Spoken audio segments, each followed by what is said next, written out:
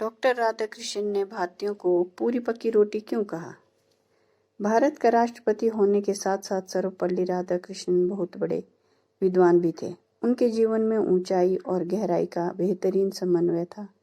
एक बार की बात है, डॉक्टर सर्वपल्ली राधाकृष्णन जो अंग्रेज विद्वान ने अपने घर मेहमान नवाजी के लिए बुलाया। वैसे तो वो अंग्रेज भारतीय जीवन दर्शन से बहुत प्रभावित था और उसके मन में राधाकृष्णन के प्रति गहरा आदर था। फिर भी उसके मन में अपने अंग्रेज होने का गहरा अभिमान भी था। वो अपनी संस्कृति और ज्ञान को ही उच्च मानने की भावना से भी ग्रस्त था। अंग्रेजों के सौंदर्य को भी वो दुनिया में अव्वल मानता था। जब राधाकृष्णन उसके घर पहुंचे तो स्वागत सत्कार के बाद उसने विनोद करते हुए कहा, डॉक्टर राधाकृष्णन, भगवान की हम अंग्रेजों पर विशेष कृपा है।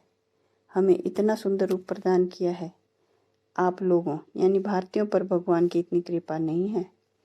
राधाकृष्णन ने बहुत ही शालीनता से इस विनोद का गहराई से उत्तर देते हुए कहा, सृष्टि के निर्माण के समय भगवान रसोई बना रहा था। जो रोटियां कच्ची रह गई उसके समान आप अंग्रेज लोग हैं। जो रोटियां अधिक सेकने से जल गई उसके समान निग्रो हैं। जो रोटियां बराबर और ठीक तरह से सेकी गई उसके समान हम भारतीय हैं।